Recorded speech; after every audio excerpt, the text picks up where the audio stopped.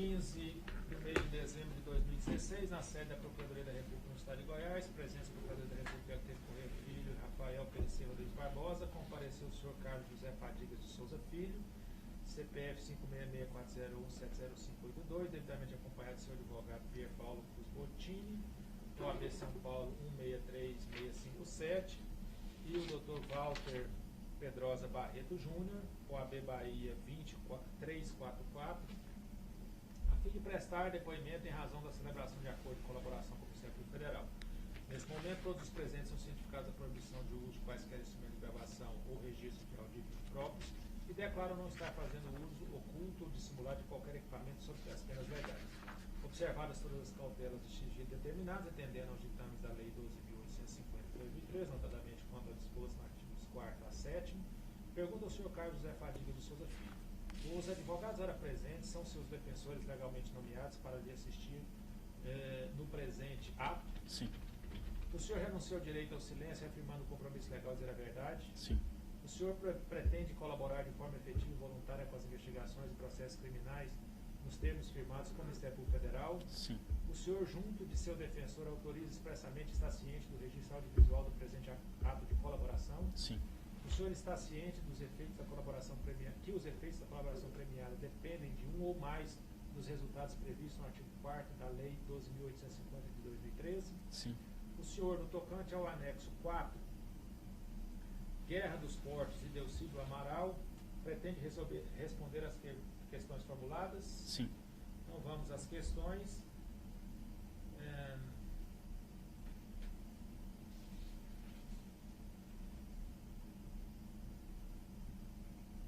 Houve pagamentos para Delcídio Amaral e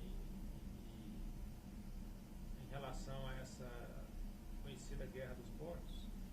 Sim. O senhor pode dizer a respeito? Pois não. Se o senhor me permite, eu vou antes contextualizar um pouco. Pois não.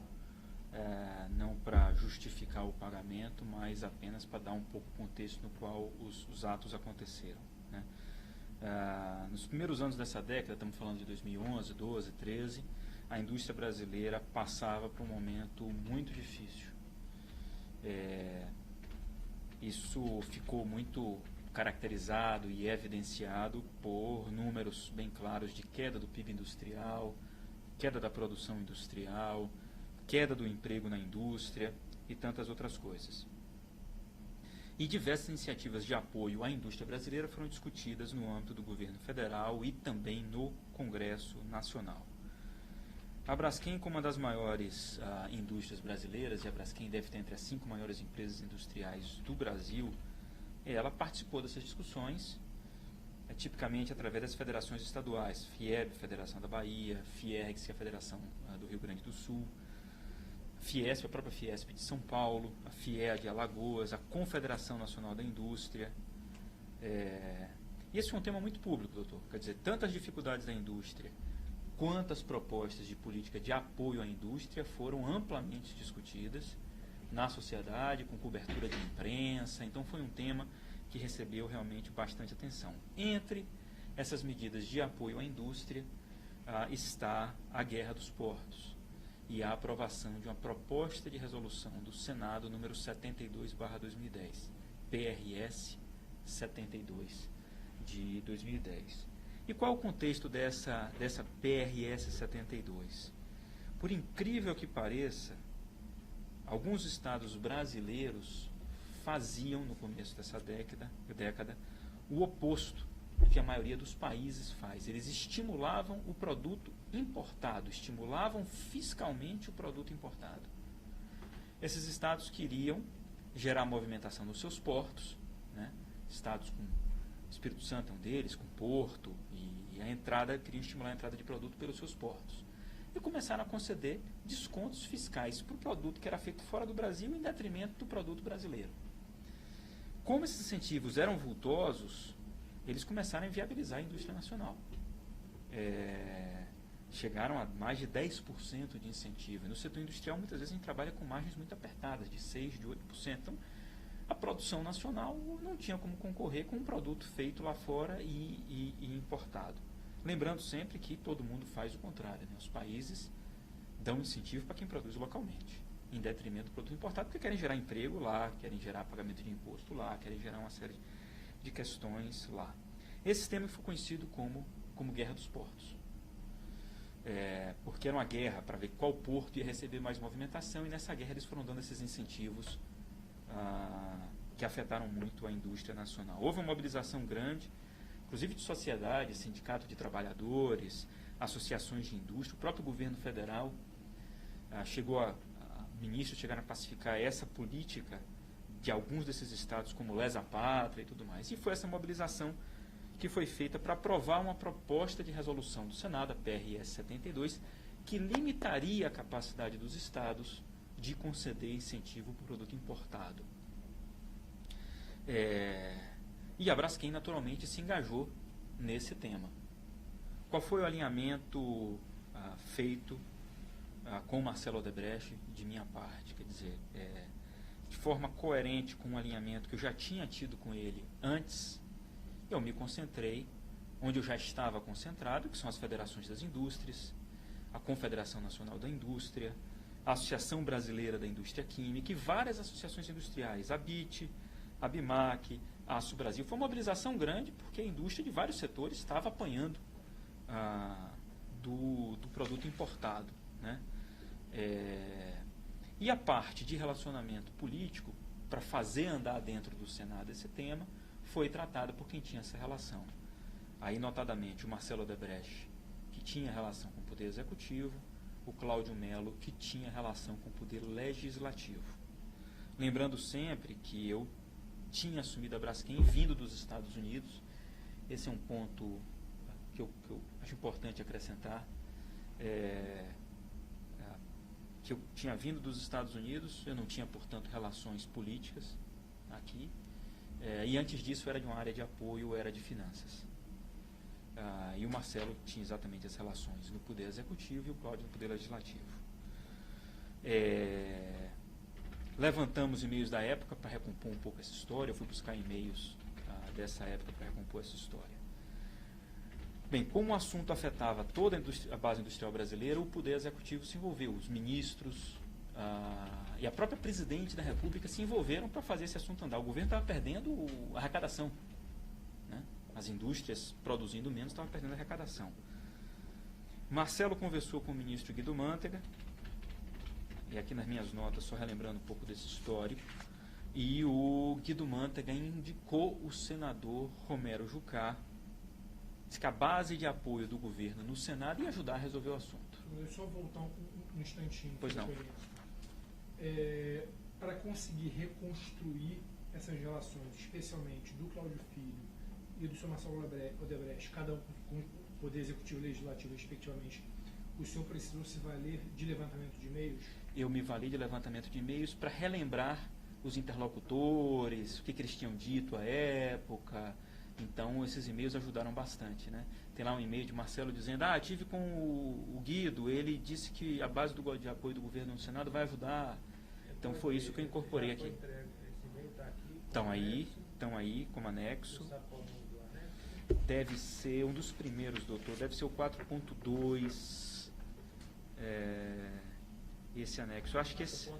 Agora temos que ir com tudo. Sem Marcelo mandando para Cláudio, eu estou copiado. CMF. CMF é o Cláudio Melo Filho. Para CMF.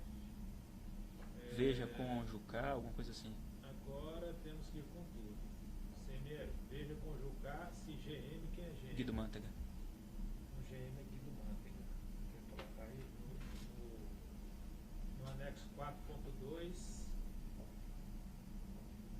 O GM é Guido Mantega. CFM é Cláudio Melo Filho.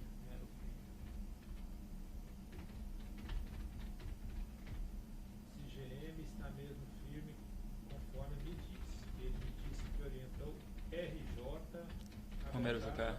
Romero Jucá. Não RJ é Romero Jucá. Para votar este ano. Ademais, veja se tem alguém com quem preciso atuar. É de outubro, doutor? 30 de novembro de 2011. já ali no finzinho do ano, né? Uma preocupação grande resolver o assunto. Aí no item 4.1, tem e-mail de dezembro. Foi a orientação que o Marcelo me deu para ficar fora da parte política. Ele já apareceu em outro.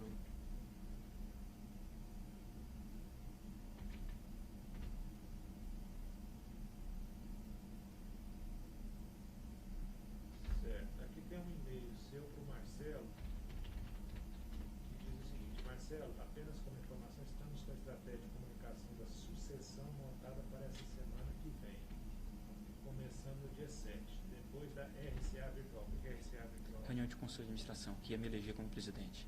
Voltamos para o contexto de finzinho de 2010 aí, eu assumindo. Aí eu digo a ele que eu vou visitar algumas pessoas, ele me fala para despriorizar a relação política.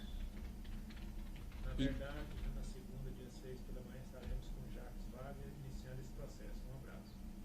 Aí, então, RCA é reunião de conselho virtual, você colocou aí, né? Reunião de conselho virtual. De administração. Reunião de conselho de administração. Isso. Aí tem logo em seguida um e-mail do Marcelo para o senhor dizendo: JW é tranquilo. JW é o Jacques Wagner. Então, JW é Jacques Wagner.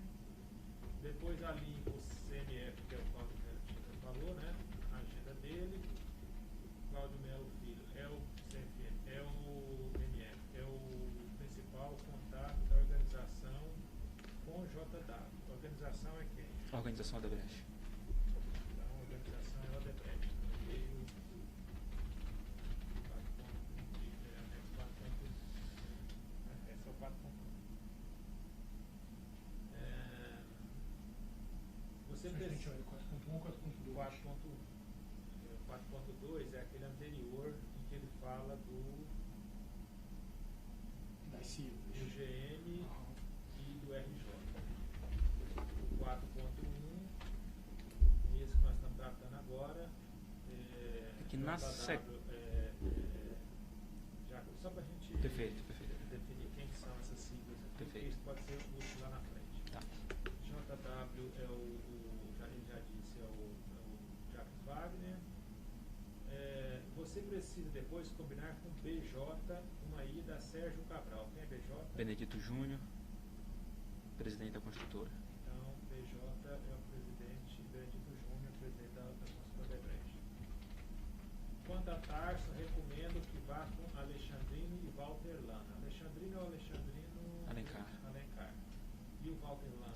Funcionário da construtora, acho que cuidava do mercado do Sul, Rio Grande do Sul e tal, daí porque a relação com o então governador Tasso Genro. Ele é colaborador, Walter Lana? Eu acho que sim. Eu não tenho certeza. O Walter Lana é funcionário encarregado da região sul. Da construtora. Funcionário da construtora.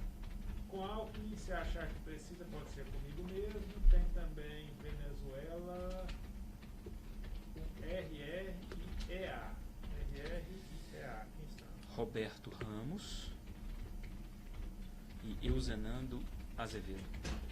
Os dois do grupo, né, da organização Odebrecht. Os dois funcionários. Desculpa, o segundo nome me escapou. Euzenando Euzenando. Azevedo.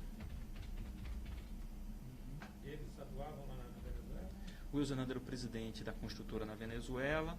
O Roberto Ramos cuidava da parte de óleo e gás do grupo Odebrecht, que também tinha negócios na Venezuela.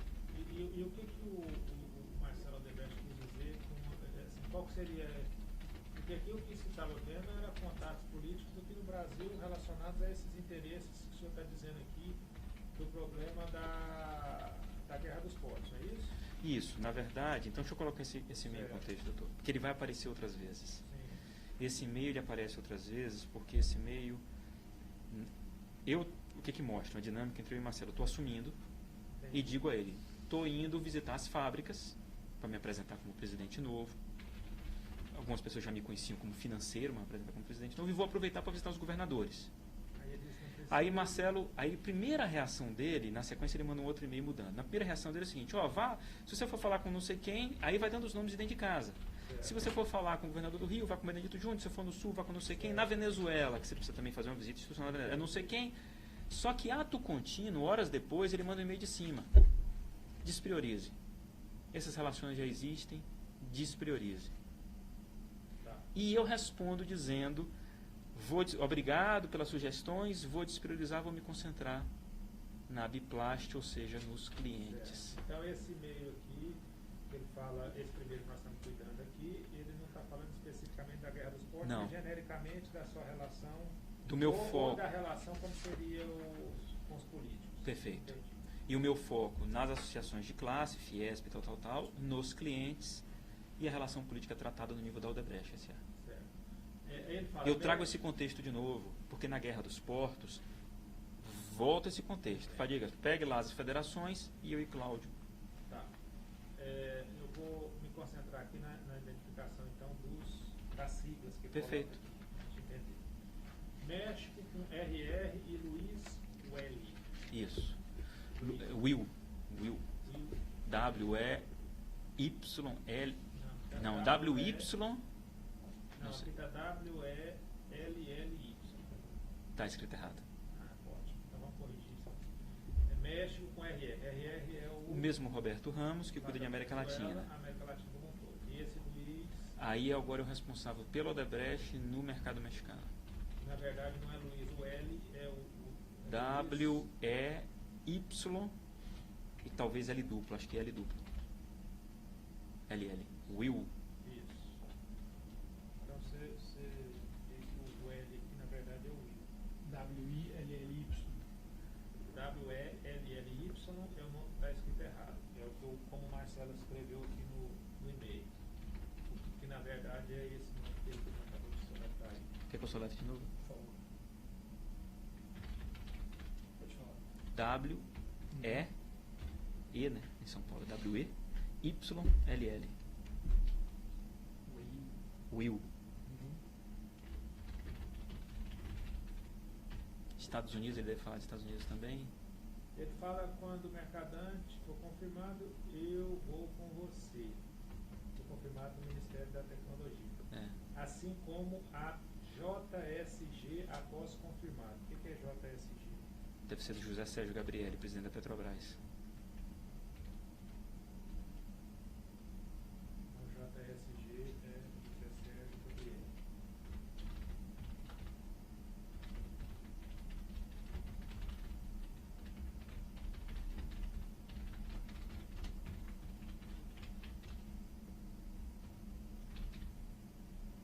Certo, já está resolvido para esse e-mail.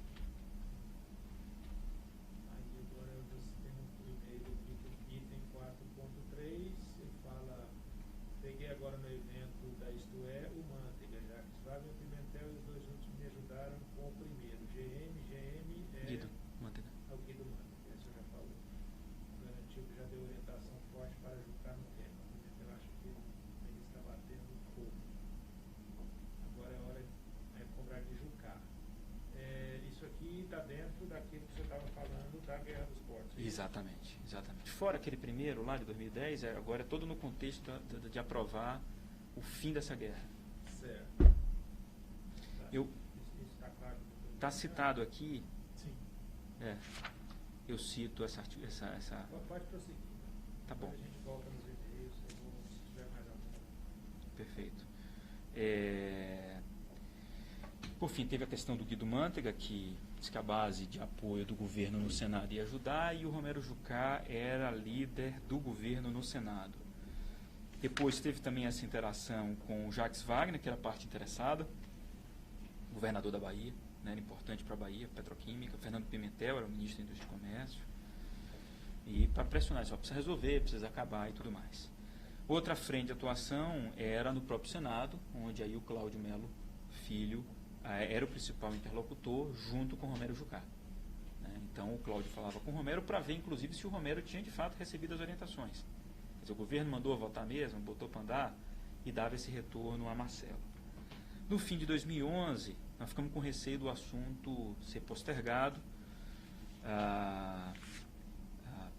mas o governo continuava sinalizando que ia aprovar em regime de urgência. Em fevereiro de 12, Marcelo teve a reunião com o presidente Dilma para tratar de diversos assuntos, inclusive do fim da Guerra dos Portos. E nessa reunião, a presidente tinha deixado claro que o assunto era uma prioridade, e que assim que acabasse o recesso do Senado, o assunto seria resolvido. Aí o Pimentel participou e, como ministro da Indústria e Comércio, deu apoio ao pleito do fim da Guerra dos Portos.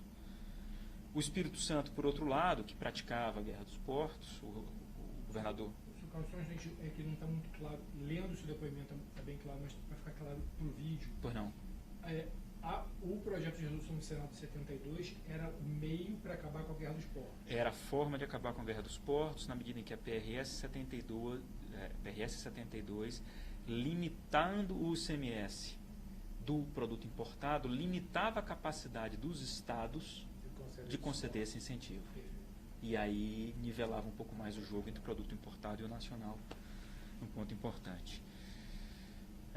Nos causaram preocupações aí a articulação do Espírito Santo para manter esse ICMS.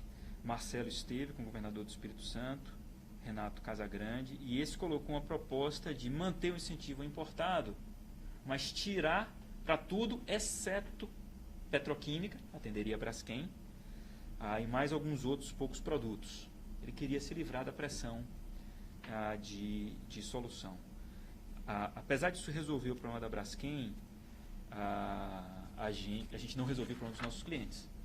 Então, a gente achou que não era uma solução para o assunto de uma maneira geral, em defesa da indústria de uma maneira geral, e continuamos trabalhando para resolver o assunto de uma maneira completa. Eu fui a Brasília numa oportunidade, eu aproveitei um evento que era um evento da CNI, novamente a Braskem tinha muito envolvimento com a Confederação Nacional da Indústria, né? Todo início do ano eles lançam a agenda legislativa do ano, então foi lançada a 17ª agenda legislativa da CNI, e aproveitando a minha estada em Brasília, o Cláudio Melo Filho pediu que eu o acompanhasse. Esse é um tema chato no ponto de vista técnico, ICMS é um imposto com débito, com crédito, ele me pediu que eu o acompanhasse para explicar o tema a alguns senadores e o prejuízo que esse tema estava causando aos seus estados, né? Nessa oportunidade eu tive com Lídice da Mata, senadora pela Bahia, que tem petroquímica, né?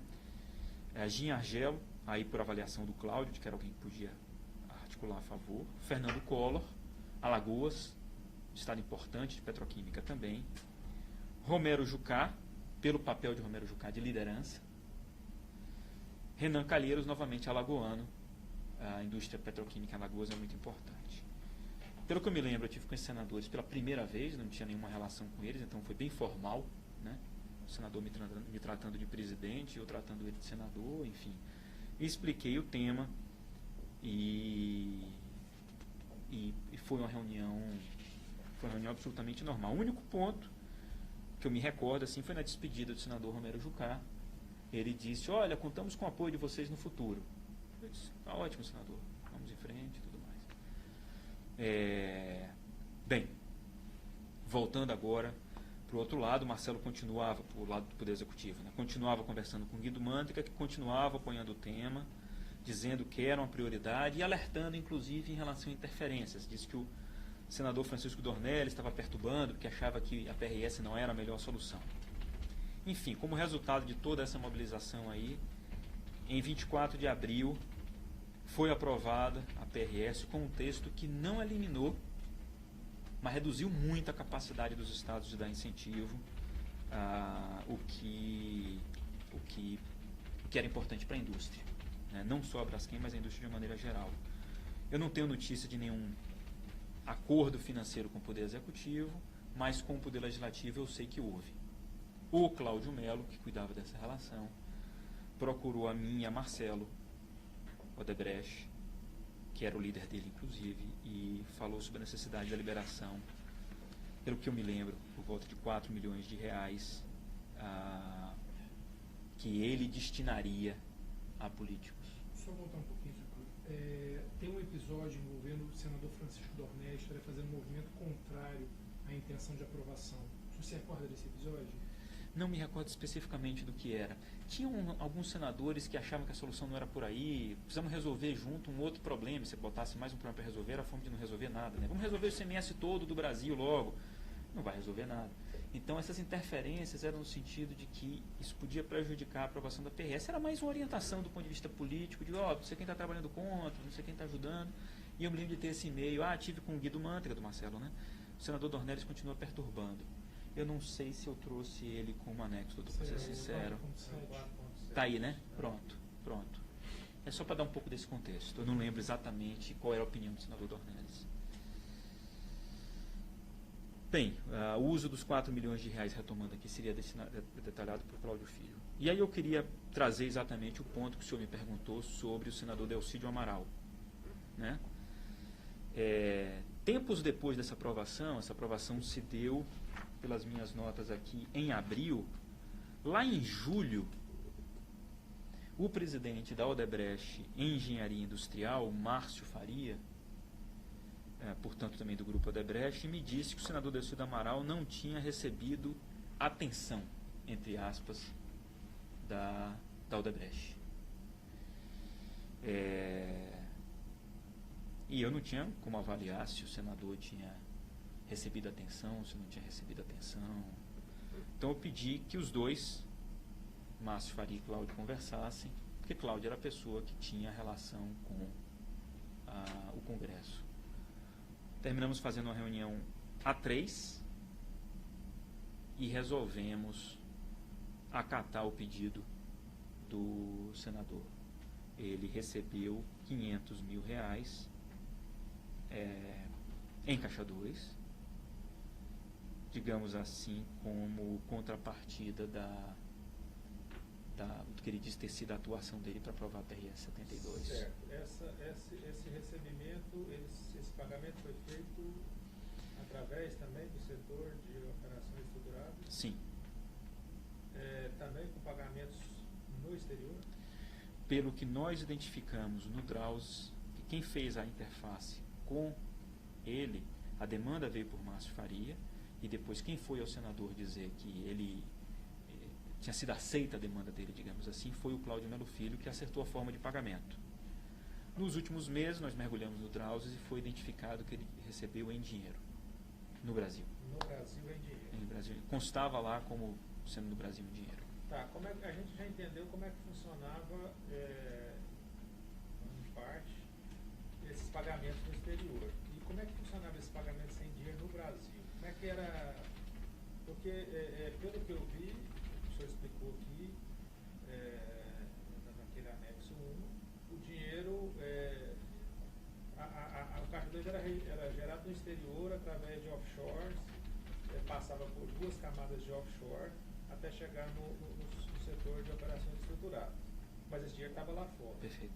Como que esse dinheiro, ou ele veio aqui para o Brasil, ou qual que seria uma outra forma de caixa 2 que a empresa utilizava para ter disponibilidade desse dinheiro no Brasil?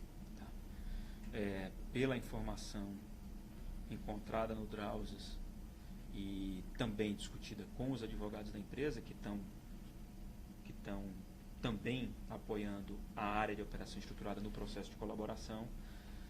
A área de operação, eu sei que a área de operações estruturadas usava doleiros para os quais ela fazia uma transferência lá fora e esses doleiros disponibilizavam dinheiro em espécie no Brasil. Dólar cabo.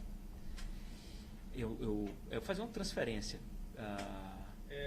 O offshore da área de operação estruturada, depositava numa conta no exterior indicada pelo doleiro, e o doleiro fazia o dinheiro aparecer no Brasil numa mala de dinheiro. A dólar cabo. Então. Quem eram os doleiros?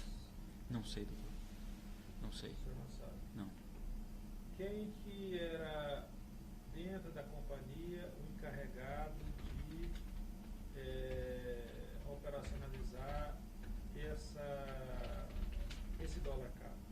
Era exatamente a área de operação estruturada. A mesma área. A mesma área. As pessoas que faziam o Gilberto Silva, Luiz Eduardo Soares, Fernando Migliaccio, esses três. Eles também que operacionalizavam Eles essa parte. cuidavam do dinheiro no exterior e faziam os pagamentos a partir dali, seja no exterior, seja fazer o dinheiro vir para o Brasil e ser entregue em espécie.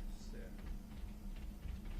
O senhor sabe como que eles... Bom, o senhor disse que já ficou determinado lá nas investigações internas que o senhor fez, que o Delcídio Amaral recebeu esse dinheiro. ele recebeu pessoalmente, quem que entregou esse dinheiro para ele, aonde foi entregue? Não sei. Que provas que nós temos de que essa entrega desse dinheiro aconteceu? Eu não sei, porque essa interface não era minha. Essas são informações que eu espero que ou o Cláudio Melo Filho esteja trazendo na condição de colaborador, ou o Márcio faria eventualmente, mas imagino que o Cláudio Melo Filho. Certo. Como eu não tinha essa interface, aí eu tenho um pouco mais de dificuldade de ir além do que está registrado dentro da empresa. Certo. E qual que era o codinome que era utilizado lá? Estava lá Ferrari como codinome para o Delcídio Amaral. E como é que o senhor descobriu que Ferrari Dentro do sistema, dentro do Drauzes, um dos advogados descobriu uma tabela de conversão, digamos assim, que associa nome de político a apelido. Coloca isso aí na tabela de conversão. E essa tabela de conversão já foi entregue para o setor? Acredito que sim. O senhor tem condição de entregar para nós na tabela? Posso buscá-la, sim. Essa tabela de conversão era exaustiva? Não é exaustiva. Tanto que eu sei de pessoas que buscaram, a partir de um apelido, descobrir quem era. E não, porque eu ouvi comentários assim, olha na tabela. Não está na tabela. Esse cara não tá, esse apelido não está na tabela. E aí a coisa ficou empacada. Quem que criava esses apelidos? Pelo que eu vi, a própria área de operação estruturada. Os três. Acho que junto com quem pediu o pagamento. A pessoa Com que o pediu Cláudio. pagamento sabia qual que era o apelido que constava lá? Sabia. O beneficiário do pagamento? Não. A pessoa que pediu o pagamento. Que pediu pagamento. Dentro da organização. Isso. O autorizado, quem tinha poder para autorizar esse pagamento, é isso? Quem cuidava da interface com o político. Seria o Cláudio? Seria o Cláudio em alguns casos, talvez Marcelo em outros, mas enfim, aí tantas pessoas da construtora, né? Diversas pessoas. Certo. Tá, agora vamos repassar esses e-mails aqui que o senhor mandou para nós. Então tem 4.3 nós já falamos, né? 4.4 também e-mail, 4.5. Tá, 4.5 é um e-mail do Marcelo com cópia para o Cláudio Melo Filho, para Carlos 03. Carlos 03 Sou eu. Assunto resolvido em fevereiro. Primeira ou segunda prioridade. Depois dou mais detalhes. FP foi um parceirão. Quem que é FP? Fernando Pimentel. FP no item 4.5 é Fernando Pimentel. O que seria isso, primeira ou segunda prioridade? Esse foi o e-mail que Marcelo nos mandou, Marcelo Odebrecht, na sequência do encontro dele com a presidente Dilma, em fevereiro de 2012, onde nós já tínhamos perdido a chance de aprovar no final de 11. Estava querendo aprovar no final de 11, não foi aprovado. Em fevereiro, Marcelo teve com ela e ela disse isso para ele passou para a gente. Isso é a primeira ou segunda prioridade do governo. Essa conversa aqui desse e-mail 4.5 se refere a uma reunião é o resumo. Marcelo esteve com a Dilma. Isso. Então, presidente Dilma. Tá. E Fernando Pimentel participou e apoiou o pleito. Aí depois tem um e-mail, alguns e-mails no anexo 4.7.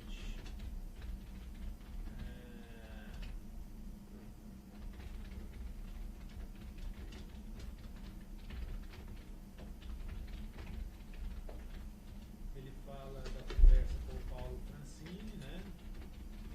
Marcelo Ferro. Quem que é Marcelo Ferro? Marcelo Roberto. Maurício Roberto. Não, Maurício Roberto Ferro. Quem que é? Advogado da Braskem. Advogado da Braskem. E ele manda e-mail para Marcelo com cópia para o Cláudio e para o senhor. Conversei com o Paulo Francini. Acho que é Fiesp, não? Da Fiesp, isso. Aí depois teve uma resposta do Marcelo lembrando que tinha que proteger também os clientes, Isso. Né? O senhor já explicou isso. E depois tem um e-mail do Cláudio Melo Filho, na sequência, para o Marcelo, com cópia para o Maurício e para o senhor,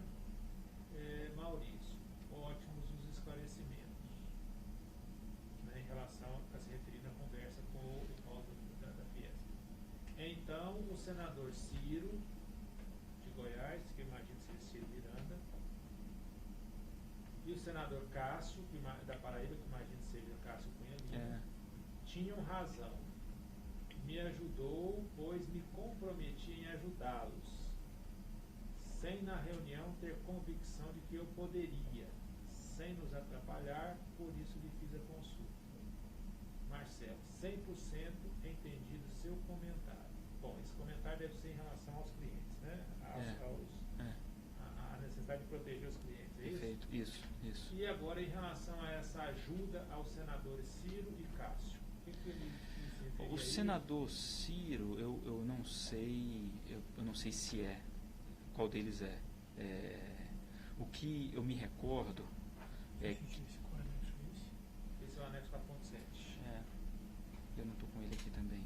Tem mais contexto para baixo? Não tem, né? O contexto para baixo é Fiesp. esse. É o Maurício relatando a conversa com o Paulo da Francisco da Fiesp, a redação sugerida pela Fiesp, Isso. que seria 60% do produto nacional, e o Marcelo, logo em seguida, lembrando que não é para proteger só a Braskem, tinha que proteger os clientes dela também, e que era interesse da Odebrecht apoiar a solução também para os clientes.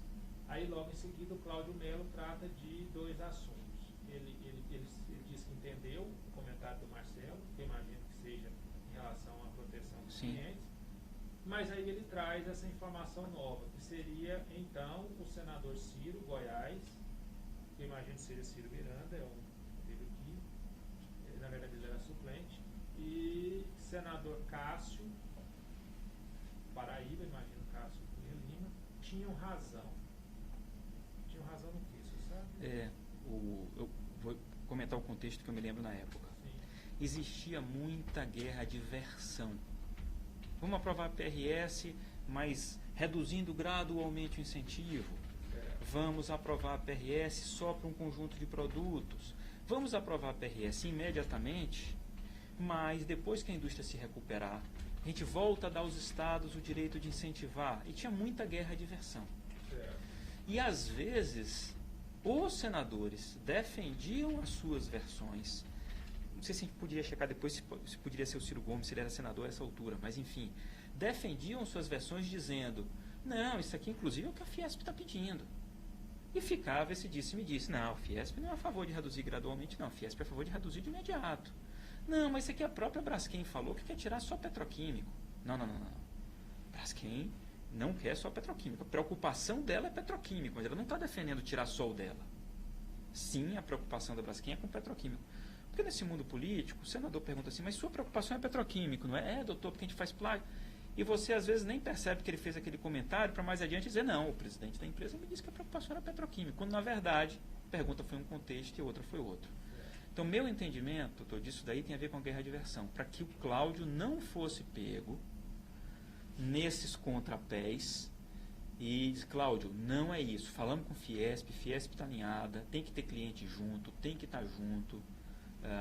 Foi nesse contexto que eu trouxe um pouco do e-mail mostrando como as federações também tinham um papel a desempenhar nisso. Tá, agora ele fala, me ajudou, pois eu me comprometi em ajudá-los, ou seja, o senador Ciro, Goiás, que coloca aqui. Você tem barra GO. Tem barra Goiás. Então ótimo. E senador Cássio, PB, tinham razão. Me ajudou, imagino me ajudaram, né? Pois me comprometi em ajudá-los. Sem na reunião ter convicção de que eu poderia, sem nos atrapalhar, por isso lhe fiz a consulta. No que os senadores Ciro, Goiás, Cássio, Paraíba, ajudaram o Cláudio Melo Filho, e no que houve, e qual foi o compromisso do Cláudio Melo Filho em ajudar esses dois, então, senadores? Olha, doutor, o que eu tenho de contexto é pouco. Então, estou te falando tudo que eu sei desse contexto daí. O que eu me lembro é exatamente dessa guerra de versões. E mas o que... Não, isso. Não, mas eu acho que é isso mesmo. Os senadores ajudaram e no que eles receberiam em troca de ajuda. Perfeito. Seguramente, o Cláudio pediu apoio a várias pessoas. E eu só posso... Bem, eu não quero Eu não tenho o contexto todo. Do contexto que eu tenho, o que eu entendo é alguma coisa tipo, você precisa resolver esse assunto, Cláudio, você precisa esclarecer esse ponto, senão a gente não tem como ajudar. Certo.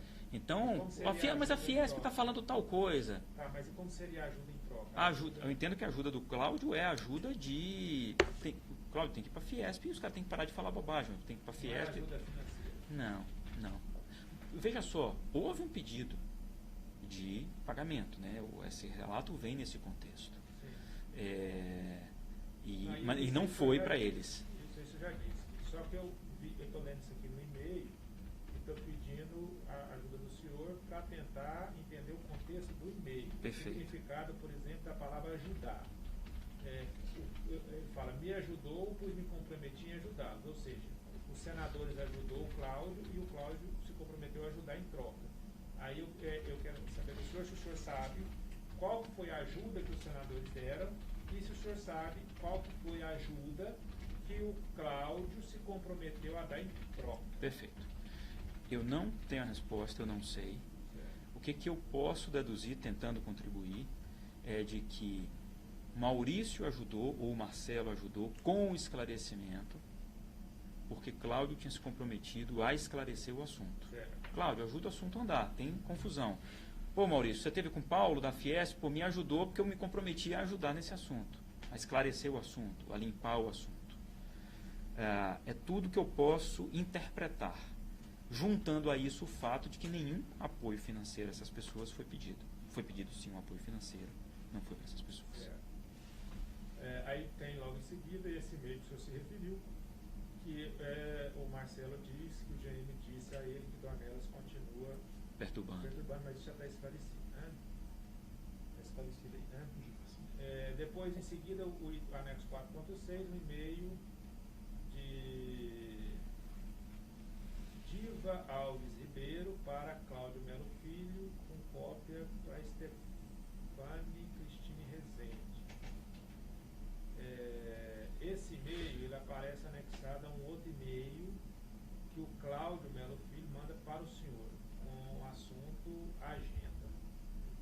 Aí nesse e-mail tem uma agenda, lá embaixo tem 9h30 senador Demóstenes. Aliás, primeiro, quem é Dilva Alves Ribeiro Souza? Secretária do Cláudio Melo. Então, Dilva, secretária, a Dilva que aparece no anexo 4.6, é secretária do Cláudio. E a Stefani Cristine Rezende.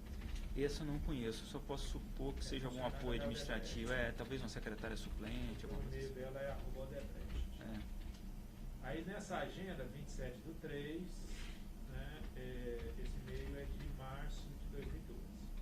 Aí na agenda 27/3, terça, está aqui 9h30, senador Demóstenes, 10h30, Rodrigo Maia, aqui. Né, senador Demóstenes na SQS 309, bloco G, apartamento 503. Às 11h30, com Fábio Veras aqui. Às 12h30, lançamento da agenda legislativa industrial, né, da CNI, que já tinha falado. Às 15 horas, senador Jean Argelo, no Senado. Às 16, senador Renan Calheiro, no Senado. Às 17, senador Fernando Collor, no Senado. Às 17h40, senador Roberto Jucá, no Senado. E às 18h30, senador Blitz. Depois tem senador Paulo Pinheiro em aberto, Delcídio em aberto, Francisco Dornelas em aberto. Essa agenda é a que o senhor se referiu dessas reuniões com todos esses senadores, é isso? Isso. Eu só pude participar das reuniões na parte da tarde, porque eu já tinha emitido meu voo. Meu voo chegava em cima da hora para o almoço da CNI. Eu participei do almoço e aí peguei a agenda da tarde junto com o Cláudio. E tive com as pessoas que estavam na agenda da tarde. Tá, na agenda da manhã o senhor não participou? Não.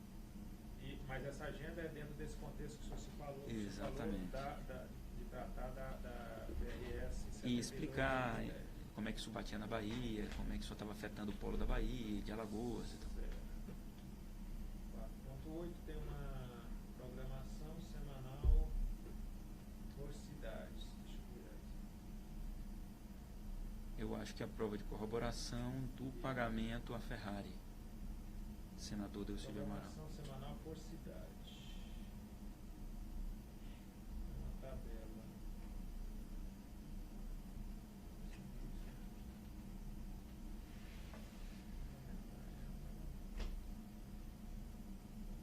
tabela aqui, vou virar aqui para o senhor ver. Sim. O que se trata?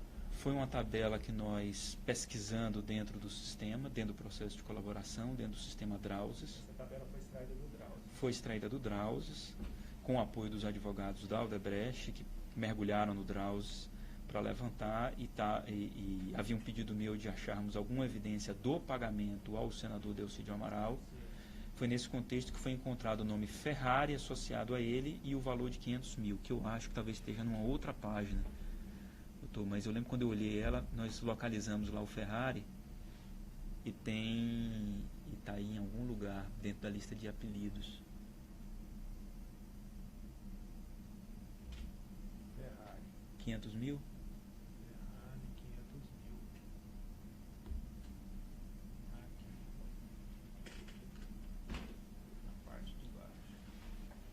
Junto com outros. Feira, Musa, Alemão, Conquistador, Soldado 1. Além de Ferrari, algum desses outros nomes o senhor sabe identificar?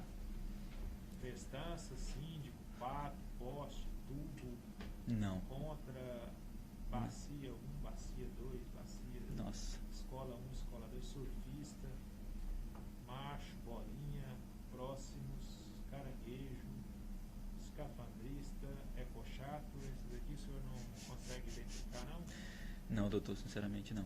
Ferrari, Feira, Alemão, Soldado 1, Chegado, Estressado, Pizza, Formatec. Esses nomes o senhor não sabe. Não.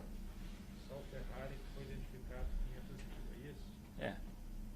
E aí, sinceramente, na imprensa eu vi o nome de feira associado a Mônica Moura, né? Certo. E essa senha aqui, sombreiro, essas senhas que aparecem aqui na frente, você sabe o que é, não? O que me foi dito é que era a senha usada para a entrega do dinheiro. Também no processo de colaboração, entendendo como é que a área de operação estruturada funcionava. Certo. Então, o anexo 4.8 é uma tabela onde consta o nome Ferrari, foi identificado como sendo o